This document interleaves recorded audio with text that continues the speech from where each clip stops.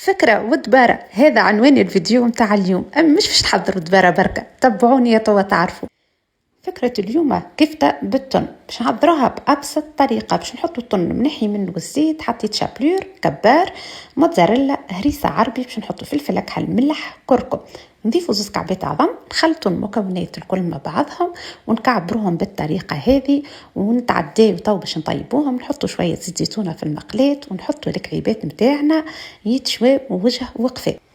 نقلبوا الكعيبات متاعنا ونطلعوهم كيما ريتو، طريقة سهلة وبسيطة. طلعت الكعبات الكل. أول بلا باش نحضروا بيه مقارونة معها شوية فرماج ونحطوا الكفتة. الدبارة الثانية سلطة مشكلة من كل شيء ومعها الكفتة. ونزيدكم زيدا نجم نحضروا بها ساندويتش، وإلا ناكلوها شايحة هكاكا، وإلا زيدا نجم نطيبوا صوص مع قرين فلفل ونحطوا كعبات الكفتة. وهذه كانت دبارة اليوم. والفكرة الأهم إني حبيت نوصلها إنه المرأة في الكوجينة لازمهاش تحير.